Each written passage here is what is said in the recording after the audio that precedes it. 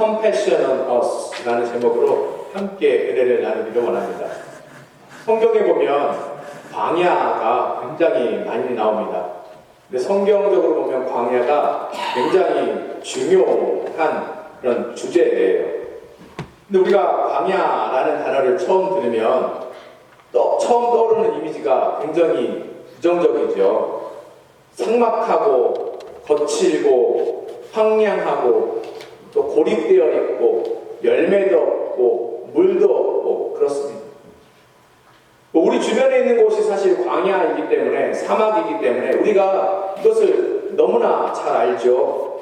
성경 가운데 광야의 모습도 이와 비슷합니다.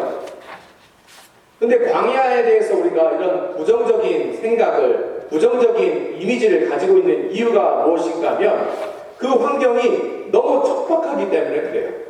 그리고 그 환경 자체가 너무 외롭고 괴롭다 그런 생각을 우리에게 주기 때문에 그렇습니다. 그래서 실제로 우리가 광야라는 장소에 있지 않다 할지라도 어려움을 겪고 고통을 겪을 때 우리는 흔히 광야에 있다 혹은 광야를 지난다 라고 이야기할 때가 많이 있습니다. 다윗이 사울을 피해서 도망 다닐 때 물론 그때 다윗은 광야에 있었지만 그런 상황 자체를 다윗은 광야를 지나고 있다라고 이야기하고 있고 또 갈멜산에서 큰 영적 승리를 거뒀던 엘리야가 그 이후에 이세벨과의 그 다툼을 통해서 이세벨의 공격의 위협에 마음이 녹고 또 영적으로 다운이 되어서 그렇게 피하고 도망간 것 역시 광야입니다. 그런 상황 역시 우리가 광야를 지난다라고 이야기하고 있어요. 광야에 가시고 싶으신 분 계십니까? 혹은 지금 저는 광야를 지나고 있어요 라고 이야기하시는 분이 혹시 계신지 모르겠습니다. 중요한 사실은 무엇인가 하면 우리는 늘 광야를 지나가야 하고 사실은 하나님께서 우리를 광야로 초청하고 계신다는 사실입니다. 우리가 광야 하면 떠오르는 이미지가 부정적이고 좋지 않을지 모르지만 사실은 성경은 광야를 은혜의 장소라고 이야기합니다. 그래서 하나님께서 친히 하나님의 백성들을 광야로 모아 주시는 거예요. 그런데 우리가 광야를 지날 때에 혹은 광야 속에서 고통스러워할 때에 주님께서 우리를 그대로 버려두시느냐? 그것은 아니에요. 우리를 향한 주님의 마음이 있습니다. 34절 함께 보도록 하겠습니다. 예수께서 나오사 큰 무리를 보시고 그 목자 없는 양 같음으로 인하여 불쌍히 여기사 이에 여러 가지로 가르치시더라. 예수님께서 어떻게 여기시냐면 불쌍히 여기시는 거예요. 긍휼한 마음으로 여기시는 것입니다. 누구를요? 목자 없는 양같이 다니는 우리의 모습. 쉽게 얘기해서 광야를 지나가고 있는 우리를 불쌍히 여기신다라고 이야기하고 있는 것입니다. 인생에 어려움이 찾아오고 고통이 찾아오는 우리의 모습은 마치 목자 없는 양과 같다라고 이야기하는데 목자 없는 양은 큰 위험에 처해 있습니다. 에스겔 34장 5절 보도록 하겠습니다. 목자가 없으므로 그것들이 흩어져서 모든 들짐승의 밥이 되었도다.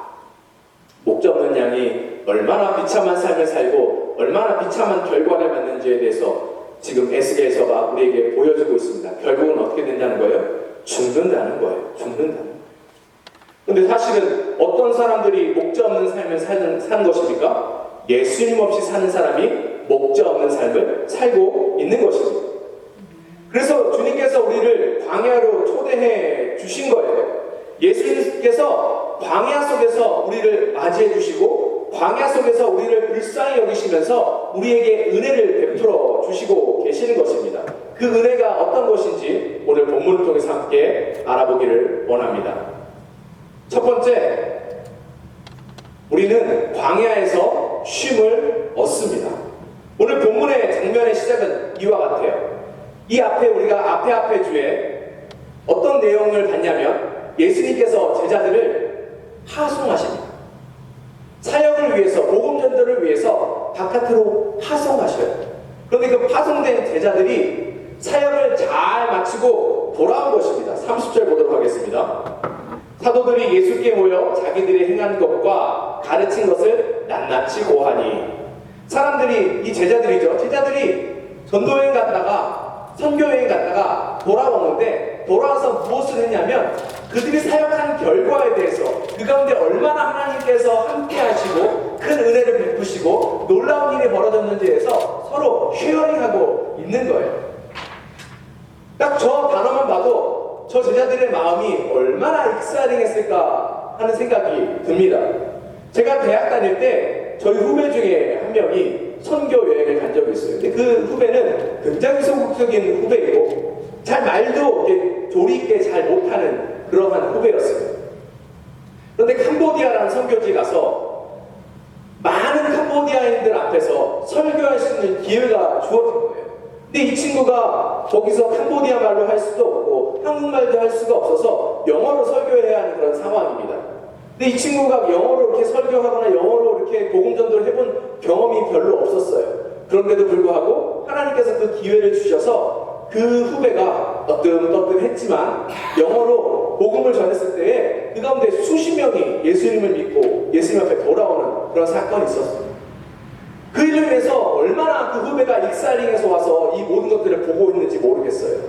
자기가 능력도 없고 힘도 없고 아무런 것도 없는데 하나님께서 함께 하시니까 그 사역 가운데 놀라운 열매를 맺었다, 그렇게 보고하는 것을 제가 기억하고 있습니다. 이와 같이 이 제자들이 엄청 익사링했을 거예요. 정말 주님 뜻대로 주님께서 말씀하신 대로 했더니 많은 열매가 있었다. 얼마나 신이 났겠습니까? 성경은 이 사람들이 며칠 동안 전도여행을 했고 또 어떤 사역을 했는지 구체적으로 이야기하진 않지만 분명한 사실은 하나 있습니다. 익사이링하고 많은 열매가 있었지만 사역 가운데요, 이 사람들이 전도여행을 갔다 보니까 몸이 많이 피곤하고 지쳐 있습니다.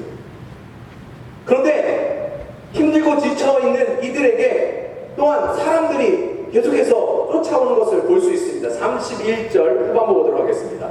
이는 오고 가는 사람이 많아 음식 먹을 겨를도 없습니다. 전도여행을 마치고 돌아왔는데 이 제자들을 계속해서 따라오던 무리들이 있었다는 거예요. 그런데 이 사람들이 너무 많고 또 계속해서 어떠한 것을 제자들에게 요구하다 보니까 제자들이 밥 먹을 시간도 없어요. 보세요. 오랜 선교여행을 통해서 육신이 피로하고 지쳐 있습니다. 육신이 지치면 어떻게 돼요? 마음도 지치겠죠. 굉장히 피곤하고 예민한 상태에 있는데 그럼에도 불구하고 계속해서 사람들이 몰려오다가 보니까 밥 먹을 시간도 없다라는 것을 우리가 볼 수 있습니다. 제자들은 완전히 지금 지친 거예요. 주님의 일을 하고 주님의 사역을 하지만 어느새 번아웃 돼버린 것입니다. 마치 광야 같은 그러한 것을 경험하고 있는 것이죠. 이런 지친 제자들에게 예수님께서 한 가지 처방해 주시는데 31절 후반부 보도록 하겠습니다. 이르시되 너희는 따로 한적한 곳에 가서 잠깐 쉬어라 하시니, 예수님께서 제자들에게 뭐라고 얘기해요? 쉬라 라고 이야기합니다. 육신이 지치고 마음이 지쳐 있을 때 예수님께서 제자들에게 주시는 그 처방은 뭐예요? 쉬라는 거예요. 쉬라. 왜요? 쉬어야 몸과 마음이 회복될 수 있기 때문에 그렇습니다. 하나님께서 창세기 1장을 보면 천지 창조하셨습니다. 세상을 창조하셨다는 얘기예요. 그런데 하나님께서 세상을 며칠 동안 창조하셨어요? 네, 6일 동안 창조하셨습니다. 그런데 거기서 끝나지 않고 7일도 있죠. 사실 하나님께서 7일 동안 창조하신 거예요. 그런데 7째 날 창조하신 것은 무엇입니까? 쉼입니다. 쉼. 하나님은 우리에게 쉼도 창조해서 주신 거예요. 왜요? 여기에는 하나님의 배려가 들어가 있습니다. 하나님의 은혜가 그 안에 있습니다. 만약에 하나님께서 우리에게 쉼을 허락하시지 않고 쉼을 창조하시지 않았더라면 우리 스스로를 보세요. 우리 얼마나 욕심이 많습니까? 욕심이 많죠. 그러면 그 욕심을 채우려고 쉬지 않고 일할 거예요. 쉬지 않고 무엇인가 하게 될 것입니다. 그럼 어떻게 돼요? 우리가 완전히 심신이 지쳐서 어느 순간 그냥 떨어져 가게 되겠죠. 힘든 상태에 머무를 수밖에 없게 될 것입니다. 또 살다 보면 힘들고 어렵다 보면 자신의 삶에 실망할 때가 있습니다. 그러면 또 자기가 자기 삶을 그냥 포기하는 거예요. 스스로 학대하는 것입니다. 그러니 또 쉬지 못하게 만들어요. 또 하나님께서 쉼을 주신 게 우리에게 은혜가 되는 이유가 무엇인가 하면 대부분의 사람들은 약자입니다. 약자라는 의미는 우리가 누군가의 고용인이라는 얘기예요. 인플로이라는 얘기입니다. 근데 인플로어 입장에서는 그 직원이 쉬는 게 좋을까요? 안 쉬고 계속 일하는 게 좋을까요? 안 쉬고 계속 일하는 게 좋죠. 왜요? 그래야 인플로이어가 돈을 더 많이 벌게 되겠죠. 그러니까 쉼이 없으면 학대하는 거예요. 계속해서 일하고 못 쉬게 만드는 것입니다. 그래서 하나님께서 이 모든 것들을 보호하시고 지키시기 위해서 우리에게 쉼을 허락하셨습니다. 그러니까 이 쉼은 중요한 거예요. 그리고 쉼은 좋은 것입니다. 그리고 이 쉼 안에는 사실 하나님의 마음이 들어있어요. 그 마음은 무엇인가 하면 34절에 나오는 불쌍히 여기시는 마음. 하나님은 우리를 늘 불쌍히 여기십니다. 긍휼하게 여기시는 거예요. 여기 긍휼, 불쌍히 여기다 라는 단어가 나오는데 영어 성경을 보면 이게 뭐라고 나와 있어요? compassion. compassion은 라틴어에서 나온 말인데 두 단어가 합해진 말이에요. come과 passion이 합해진 것입니다. come은 무슨 뜻이에요? 함께하다 이런 뜻이에요. 함께하다. passion은 무슨 뜻입니까? 고통입니다. compassion은 무엇인가 하면 함께 고통에 참여하는 것을 compassion이라고 이야기하는 것입니다. 그런데 이 성경에 나오는 이 compassion 안에 그 뜻은 사실은 이것보다 더 깊은 의미를 가지고 있는데 단순히 누군가와 고통을 함께 하는 것이 아니라 이 성경에서 이야기하는 compassion은 누군가의 고통 안에 깊숙이 들어가서 그 사람의 고통을 같이 겪는다라는 의미를 가지고 있는 거예요. 그러니 불쌍한 사람을 봤을 때 아유 참 불쌍하다 하고 동전 연입 주는 거 그건 compassion, 성경적인 compassion이 아닌 거예요. 그 사람의 아픔이, 그 사람의 고통이 나의 아픔과 나의 고통이 돼서 내가 주체할 수 없을 정도의 그 고통스러운 상황에 처해 있는 것 이게 바로 compassion, 이게 바로 주님께서 우리에게 느끼시는 불쌍히 여기시는 마음, 긍휼히 여기시는 마음입니다.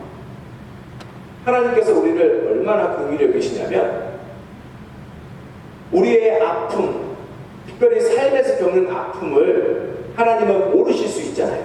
그렇죠? 그래서 하나님께서 친히 우리 인간의 몸을 입고 이 땅에 오셔서 우리가 삶을 사는 동안 겪는 모든 아픔과 모든 고통들을 스스로 겪으셨어요. 그러니 주님께서 오셔서 우리의 마음을 위로해 주시면서 내가 이 마음 잘 나, 내가 너를 긍휼히 여긴다 라고 이야기할 때는 그 말씀이 진짜라는 거예요. 왜요? 이미 주님께서 그 모든 것들을 다 겪으셨기 때문에 그렇습니다. 주님께서 우리에게 쉼을 허락하셨어요. 그래서 근데 어디서 쉽니까? 31절 상반부 다시 한번 볼게요. 이르시되 너희는 따로 어디로 가래요? 한적한 곳에 가서 잠깐 쉬어라. 한적한 곳이 어디예요? 한적한 곳이라는 이 단어는 성경에서 광야라고 쓰는 단어와 동일한 단어입니다. 광야에서 쉬라는 거예요. 이상하죠? 우리는 광야에 있어서 괴롭다고 생각하는데 하나님은 광야에서 쉬라라고 이야기하고 있습니다. 왜요? 그곳은 세상의 방해로부터 벗어난 곳이기 때문에 그렇습니다. 하나님과 나만 바라볼 수 있는 상황이에요. 우리 환경이 우리를 둘러싸고 있는데 어디 한 군데로 나아갈 곳이 없습니다. 누구에게 의지할 것도 없어요. 누구에게 이야기할 것도 없어요. 꽉 막힌 것 같아요. 그때 누구가 우리와 함께 있냐면 하나님만 우리와 함께 하신다는 사실입니다. 그러니 그 시간 가운데서 주님 안에서 우리가 쉼을 누리며 나아가야 될 것입니다. 그런데 그 쉼을 구체적으로 이야기하면 어디서 누릴 수 있을까요? 바로 예배 가운데 누릴 수 있어요. 이 예배의 처소가 하나님과 우리가 만나는 곳이고 우리의 마음과 우리의 육체가 쉼을 얻고 회복이 되는 시간입니다. 그러니 이 예배 시간에 우리가 사모하셔야 해요. 귀히 여기셔야 해요. 그리고 하나님께서 약속하신 이 모든 것들, 이 회복을 누리시고 경험하셨으면 좋겠습니다. 두 번째, 우리는 광야에서 말씀을 듣습니다. 이제 제자들이 예수님께서 쉬러 가라 라고 이야기하시니까 쉬러 갑니다. 32절 보도록 하겠습니다. 이에 배를 타고 따로 한적한 곳에 갈새. 광야를 가는데 어떻게 가요? 배를 타고 갑니다. 지금 제자들은 해변가에 있었어요. 사람들이 거기 많이 몰려있죠. 그럼 이 사람들로부터 떨어져서 광야로 가기 위해서는 배를 타고 호수를 건너가는 방법이 가장 좋은 방법입니다. 그래서 제자들이 예수님을 태우고 호수가를 건너가는 거예요. 근데 문제가 있습니다. 무엇인가 하면 사람들이, 제자들이 어디로 가는지 보고 있어요. 사람들이 그 배가 어느 목적지를 향해서 가고 있는 것을 보고 있는 것입니다. 그렇다 보니까 이 사람들이 제자들을 계속해서 예수님을 쫓아서 가고 있는 거예요. 33절 보도록 하겠습니다.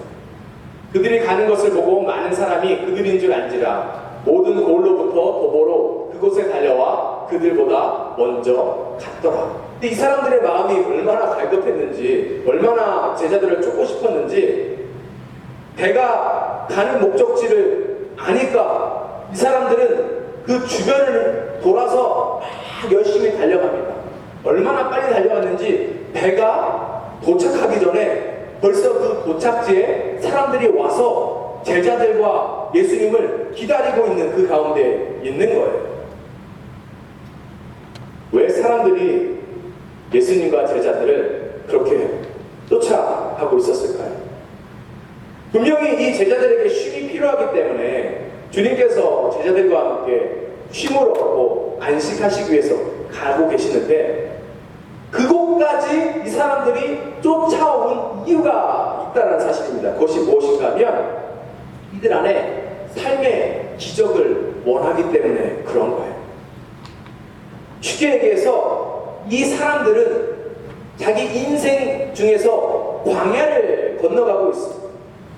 이것이 육신의 질병일 수도 있고, 사회적인 어려움이 될 수도 있고, 또 관계적인 어려움이 될 수도 있고, 무엇이든지는 잘 모르지만 어쨌든지 이 사람들이 고통 가운데, 외로움 가운데, 희망 없는 그 가운데 있다라는 거예요. 이 사람들에게 삶의 반전이 필요한데 그 삶의 반전을 지금 예수님께, 제자들에게 구하고 있는 것입니다. 그래서 멀리까지 그렇게 열심히 쫓아가고 있는 거예요. 제가 알고 있는 한 집사님이 계십니다. 이분이 청년 때 열심히 신앙생활 하셨던 분이에요. 누구보다도 열심히 신앙생활 하셨던 분입니다. 뭐 예배는 다 참여했을 뿐만이 아니라 교회의 각종 봉사들은 그분이 다 맡아서 했어요. 참 교회로 봤을 때는 귀한 청년이죠. 그런데 교회에서 상처를 받았어요. 교회에서 상처를 받아서 이분이 회복하지 못하고 교회를 떠나게 됩니다. 근데 마치 자그마치 그 교회를 30년 동안 떠나게 되었어요. 그런데 30년 동안 떠난 그 삶이 좋았는가? 아니죠. 30년 후에 인생의 큰 광야를 겪게 됩니다. 그 광야는 무엇인가 하면 빨리빨리 승진해서 다른 더 좋은 포지션에 가고 싶었었는데 그게 잘 되지 않는 거예요. 그런데 어떤 분이 교회 가서 기도했더니 승진했더라 라는 이야기를 듣고 교회 가기로 작정했습니다. 교회 가면 승진할 수 있었기 때문에. 그래서 교회를 다시금 가신 거예요. 30년 만에 가신 것입니다. 우리의 모습이 이와 같죠. 우리가 큰 기적을 바랍니다.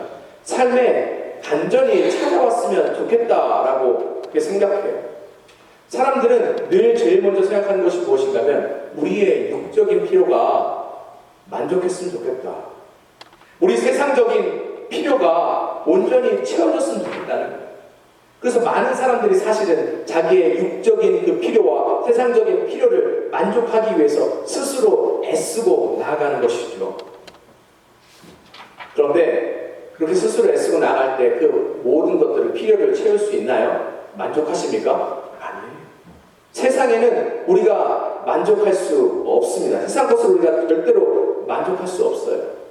문제가 하나 끝나면 괜찮을 것 같은데 하나 끝나면 그 다음 게 기다리고 있고 또 하나 지나가면 또 그 다음 게 기다리고 있고 앞에 큰 산을 넘었다고 생각했는데 넘고 나니 더 큰 산이 우리를 기다릴 때가 너무나 많이 있다는 사실이에요.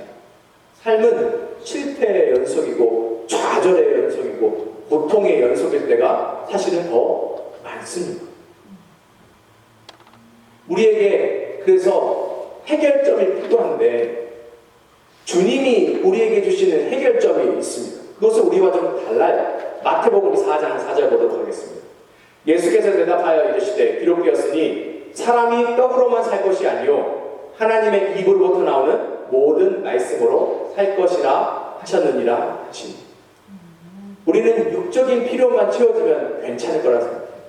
삶이 조금 나아지면 요것만 조금 변화되면 괜찮을 것이다 그렇게 생각하는데 그게 아니라는 거예요. 사실 우리에게 필요한 것은 그런 세상적인 것이 아니라 하나님의 말씀이 필요하다라고 지금 주님께서 우리에게 이야기하시는 거예요. 우리가 말씀이 없기 때문에 계속해서 궁핍한 삶을 살고 어려운 삶을 산다라고 이야기하시는 것입니다.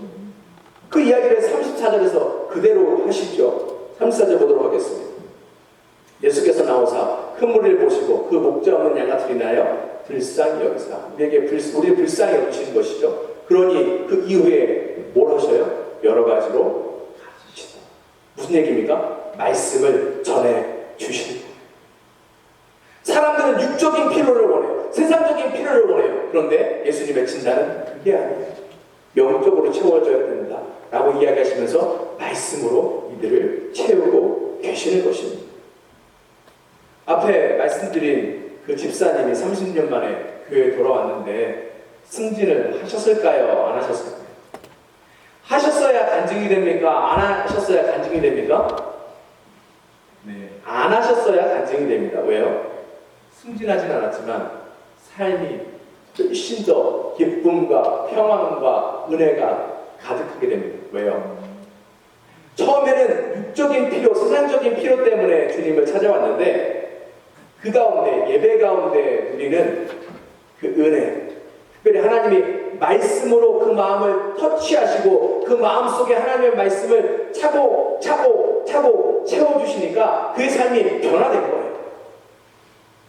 그전에는 이런저런 욕심들이 채워졌으면, 이런저런 필요가 채워졌으면 내가 행복하겠다 생각하는데 더 이상 그게 중요한 게 아니라는 사실을 알게 된 것입니다. 그거 없어도 충분히 주님께서 주시는 그 말씀 하나로, 주님께서 주시는 그 은혜 하나로 만족하고 행복하고 기쁘고 은혜로운 삶을 살게 되었기 때문에 그렇습니다. 말씀은 우리 삶을 변화시키는 거예요. 그러니 말씀이 우리에게 필요한 것입니다. 여러분들 솔직히 얘기해서 승진하면 행복합니까? 잠깐 기뻐요. 잠깐 행복하지 않아요. 오히려 승진하면 더 골치 아파지고 힘들어집니다. 그냥 시키는 거 할 때가 편할 때가 있어요. 매니저가 되면 그 다음부터는 자기가 책임져야 될 일이 더 많기 때문에 그렇습니다.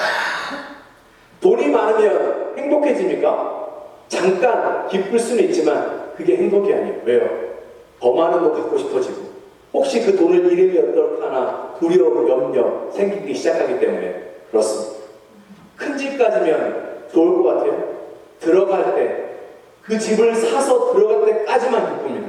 들어가고 나면 그 큰 집 청소하고 관리하고 유지하려면 더 힘들어요. 더 힘들어요. 고통이 그 가운데 더 있다는 사실입니다.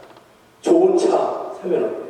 좋은 차 살 때도 살 때만 좋죠. 그 다음엔 어때요? 누가 혹시 여기 부딪혀가지고 망가지진 않아요. 어디 고장나면 비싼 차는 어때요? 부품도 비싸요. 가스값도 비쌉니다. 행복한 줄 알았지만 그런 것들이 더 우리를 고통스럽게 하고 힘들고 아프게 만든다는 거예요. 우리 삶에 어떤 놀라운 기적, 성경에서 나온 그러한 놀라운 기적이 오면 기쁘고 행복할 것 같아요? 그럼 신앙생활 할 만날 것 같습니까? 아니에요. 왜요? 성경에 예수님의 기적을 맛본 수많은 사람들이 있는데 그 수많은 사람들이 다 어디 갔습니까? 우리 신앙생활은 이러한 기적을 체험하기 위해서 따라다니는 그런 것이 아닙니다. 우리 생각을 바꿔야 돼요. 우리가 앞에서 집중해야 될 것은 무엇인가 하면 예수님께서 말씀하시는 것처럼 말씀을 먹기 위해서 노력해야 해요. 말씀을 먹는 자리 가운데 늘 우리가 있어야 돼요. 그래야 우리 영혼이 살을 찌우게 되는 거예요. 그래야 우리 영혼이 평안해지는 것입니다. 그래야 우리 삶이 그 가운데 기쁨과 평안을 누리며 나갈 수 있는 거예요. 말씀을 먹는다는 의미가 무엇입니까? 첫 번째, 말씀 그대로 받아들이는 거예요. 그대로. 이 말씀이 달콤한 말씀이 있는 반면에 달콤한 말씀이 많습니다. 그렇죠. 우리를 위로하는 말씀이 많아요. 그거와 더불어 우리를 찌르고 지적하는 말씀도 있어요. 듣기 싫은 말씀도 있어요. 그래도 그 말씀을 다 받아들입니다. 그게 말씀을 먹는 겁니다. 우리 아이들이 몸에 좋은 음식은 안 좋아하죠. 왜요? 안 맛있어요. 그런데 그게 훨씬 더 몸에 건강할 수 있다는 사실이에요. 기억하시기 바랍니다. 말씀을 먹는다는 의미는 순종한다는 얘기예요. 듣고 마음이 기쁘고 귀가 기쁘고 그러고 돌아가면 아무 소용없어요. 아무 소용없어요. 우리는 귀가 즐겁기를 원합니다. 말씀도 귀가 즐거운 곳만 찾아가는 경향이 있어요. 물론 귀가 즐거우면 좋죠. 그걸로 해서 마음이 자신감을 얻고 또 위로를 얻고 하면 좋지요. 그런데 그것이 우리 삶을 살찌우게 하는가? 우리 삶에 변화가 있게 하는가? 아니에요. 아니에요. 말씀을 들었으면 우리가 아멘 믿으면 그 말씀에 우리가 순종하며 나가요. 어떤 말씀이든지 해라. 이것을 해야 된다. 마음에 들으면 우리가 결단하거든요. 이거는 개인이 아니다. 아, 이건 내가 따라야 될 말씀입니다. 마음에 결단을 하죠. 그런데 할 때가 많아요? 못할 때가 많아요? 못할 때가 많아요. 마음은 원해. 육신이 연약해서. 근데 그 말로 핑계대지 마세요. 변명하지 마세요. 순종해야 합니다. 순종이 제사보다 낫다라고 이야기하지 않습니까? 마지막으로 말씀을 먹는다는 이야기는 그것을 기억하는 거예요. 말씀을 날마다 기억해야 됩니다. 우리가 얼마나 많은 말씀을 들어요. 말씀 다 기억하세요? 기억 못하실 것 같아요. 왜요? 저도 잘 기억이 안 날 때가 가끔 있습니다. 지난주 설교 내가 뭐 했지? 한 번에 안 떠오를 때가 있어요. 하나님께서 주신 말씀을 우리가 날마다 기억해야 돼요. 그러니 그것을 어디다 새기라고 이야기합니까? 마음에 새겨야 돼요. 그래야 어려운 일 찾아올 때 그 말씀으로 힘을 얻고 살아갈 수 있고, 우리 앞에 유혹이 찾아올 때 그 말씀으로 인해서 그 유혹에서 벗어나 승리할 수 있는, 우리가 이런 것들을 망각하니까 자꾸 잘못된 것들을 하고 나쁜 선택을 하고 실수를 하게 되는 것입니다. 우리가 말씀을 먹을 때에 우리 삶에 진정한 평화가 있게 되고 우리 삶에 진정한 안전이 찾아오게 됩니다. 어떤 분들은 신앙생활하는 이유와 목적이 이와 같은 큰 놀라운 체험을 하기 위해서 하시는 분도 있습니다. 왜 이런 일이 찾아오는가? 우리가 오병이어라는 결과에만 초점을 맞춰서 그래요.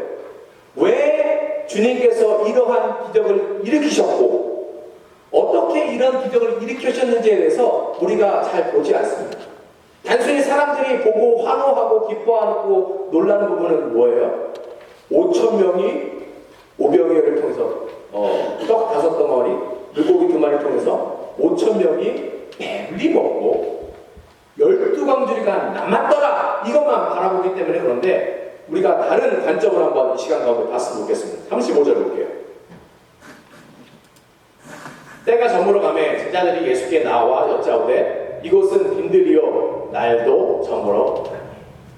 예수님께서 사람들에게 말씀을 많이 가르치셨어요. 꽤 오랫동안 가르치신 것 같아요. 그러니까 시간이 어떻게 됐어요? 지금 해가 져가고 있는 거예요.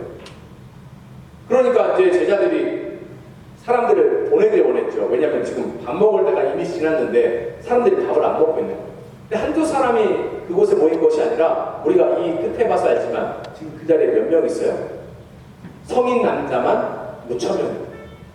그러면 여성분들, 그 다음에 20세와 60세, 그러니까 60세 이상 되는 남자들, 20세 미만 되는 남자들 다 합하면 거진 한 2만 명 정도 될 거예요. 최소 2만 명은 될 것입니다. 그 사람들이 밥도 못 먹고 쭉 이렇게 앉아 있는 것입니다.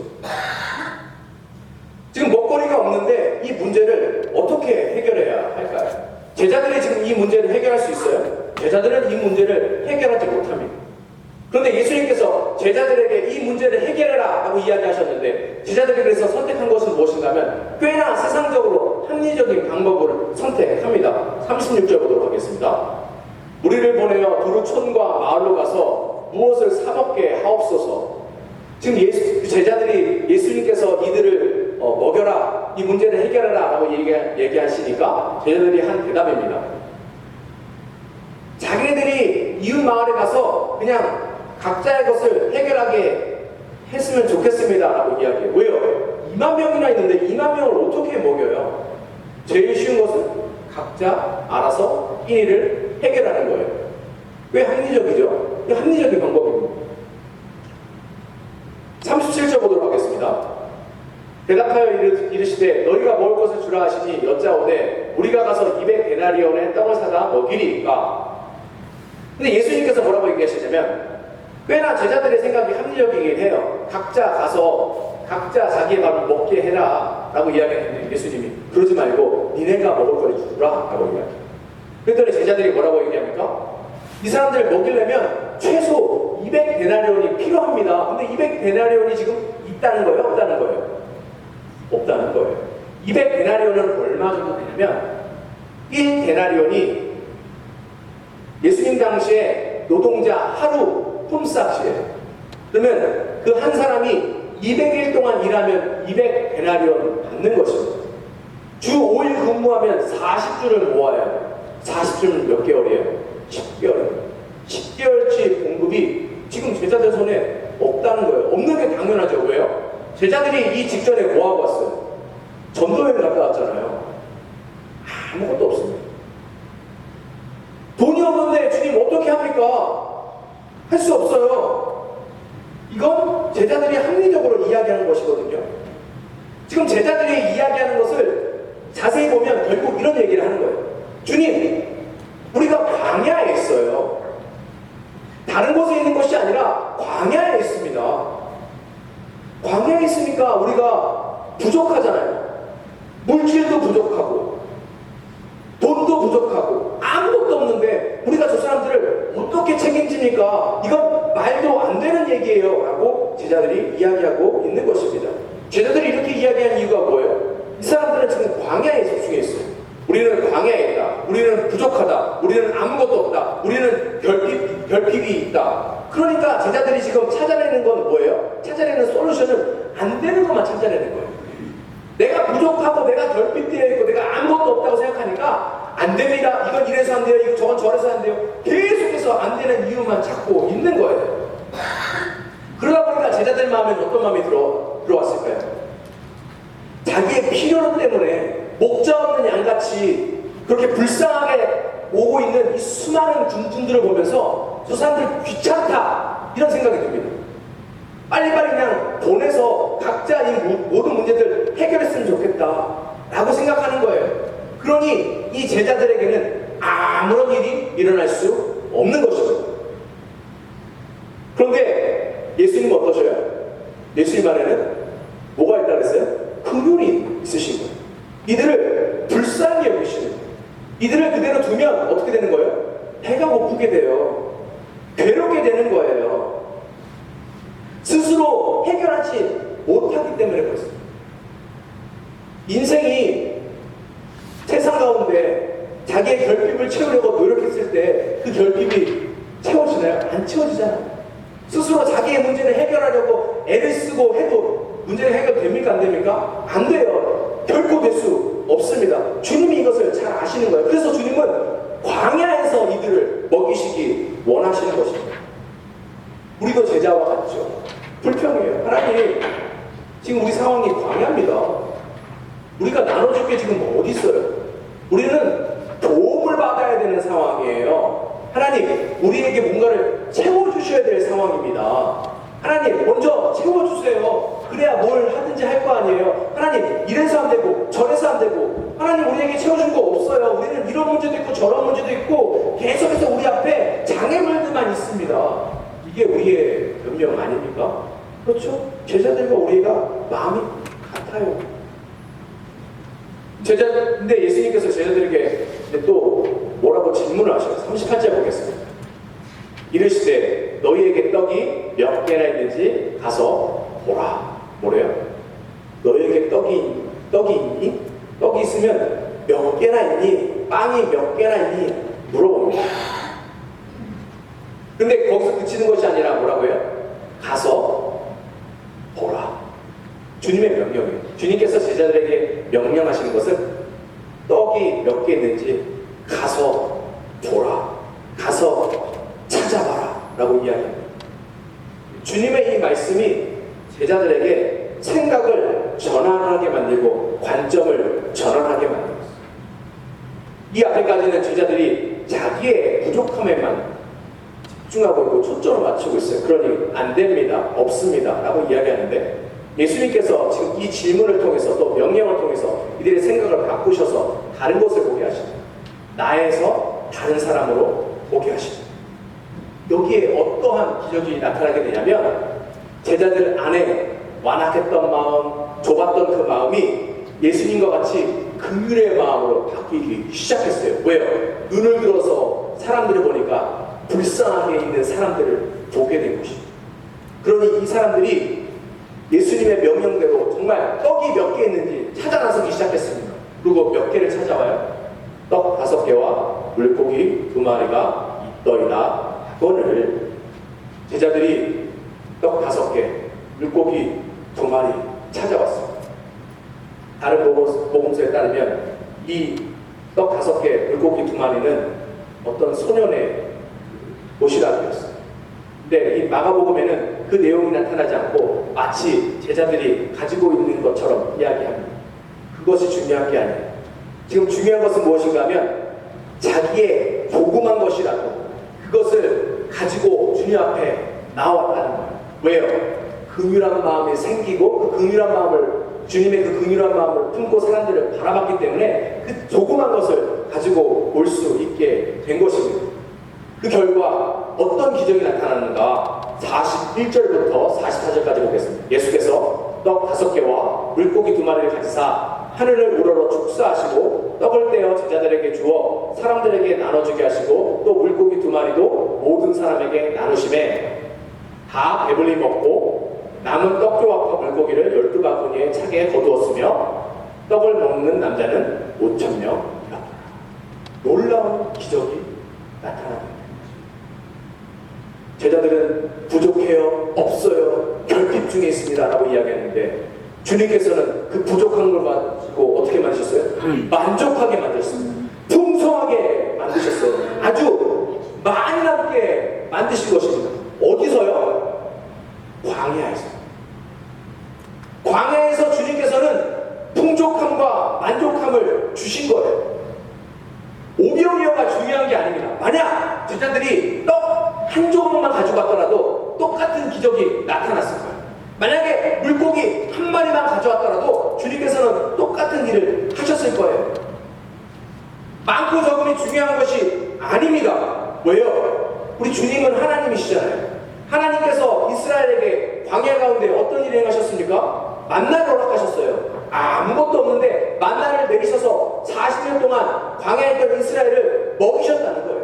하나님은 이와 같으신 분이십니다. 하나님은 기적을 일으키시는 분이에요. 중요한 게 무엇입니까? 우리의 마음이에요.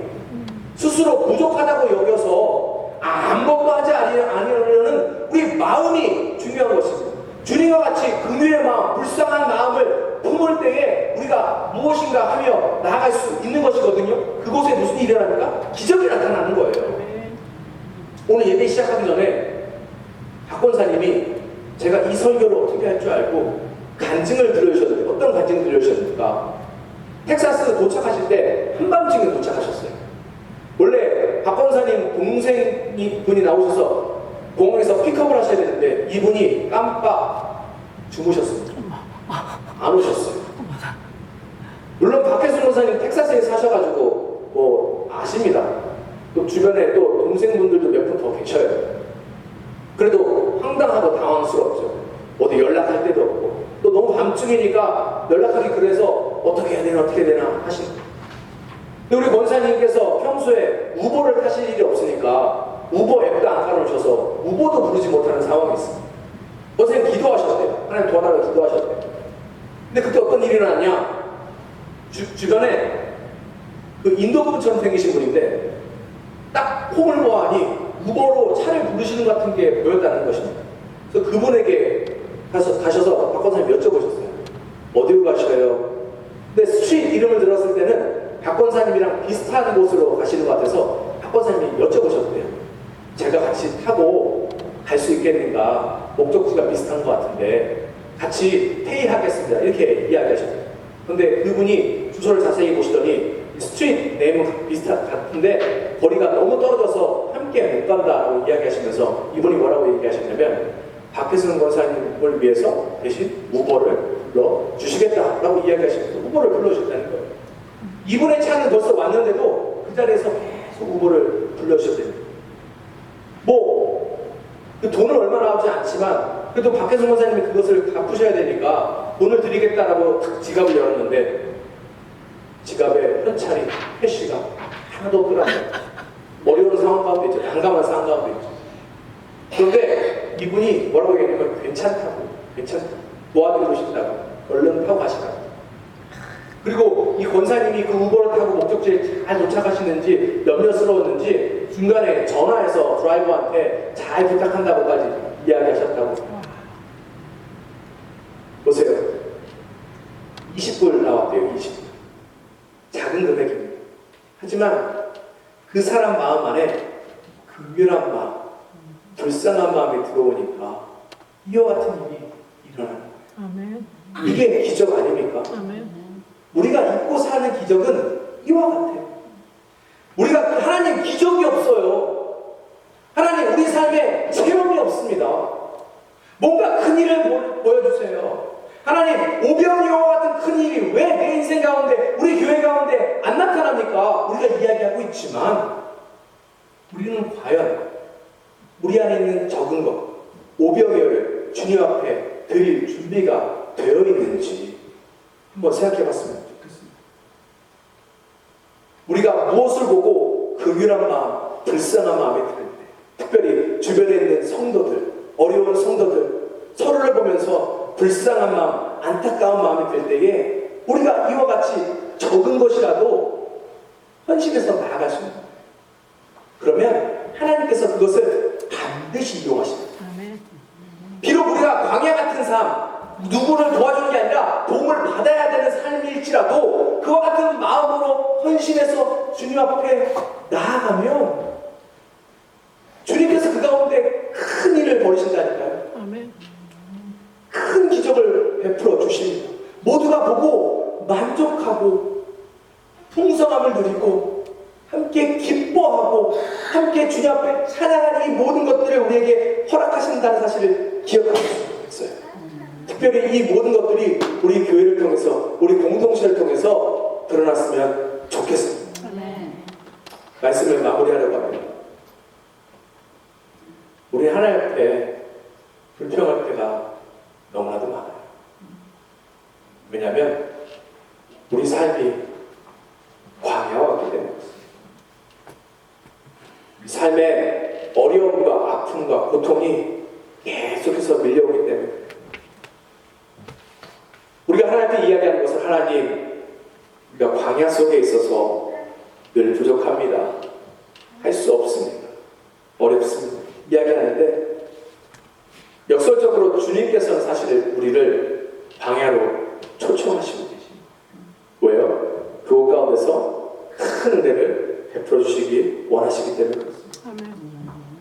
기억하세요. 우리는 스스로 우리의 부족함을 채울 수 없습니다. 어떤 노력을 해도 결코 그것을 채울 수 없어요. 그래서 주님께서 이 시간 가운데 우리에게 말씀하신 주님께서 이 모든 것을 직접 채워 주십니다. 광야는 사실 그래서 축복이 있는 것이에요. 그러니 광야에 있다고 좌절하지 마세요. 불평하지 마세요. 오히려 감사하시기 바랍니다. 왜요? 주님께서 이 광야 속에서 우리에게 진정한 쉼을 주십니다. 우리 심신이 회복되고 우리 심신 가운데 하나님께서 함께 하셔서 온전히 채우시고 회복시키시기 거기 때문에 그래요. 근데 더 더 중요한 것은 이것을 어디서 채울 수 있는가? 예배 가운데 채울 수 있습니다. 예배를 사모하세요. 꼭 예배 가운데 이 모든 것을 누리셔야 합니다. 다른 곳에서는 채울 수 없어요. 또 광야에 있을 때에 하나님께서 우리에게 말씀 허락하십니다. 이 말씀은 영의 양식이에요. 이 영의 양식만이 우리에게 진정한 평안과 기쁨을 줍니다. 우리의 관점, 우리의 태도 바꾸게 만들어요. 이게 우리에게 얼마나 큰 힘을 주고 그래서 광야에서 이겨낼 수 있는 힘을 주는지 모릅니다. 마지막으로 광야 가운데 하나님께서 기적을 허락하십니다. 방금 우리가 본 것처럼 긍휼의 마음, 그 불쌍히 여기는 마음으로 작은 것이라도 우리가 드릴 때에 그것으로 놀라운 기적을 하나님께서 주실 것입니다. 기대하세요. 광야 가운데도 우리가 살아갈 수 있습니다. 기대하세요. 광야 속에서 더 큰 은혜를 누립니다. 기대하세요. 광야 속에서 우리의 믿음이 자라나게 됩니다. 시간 가운데 함께 기도하겠습니다.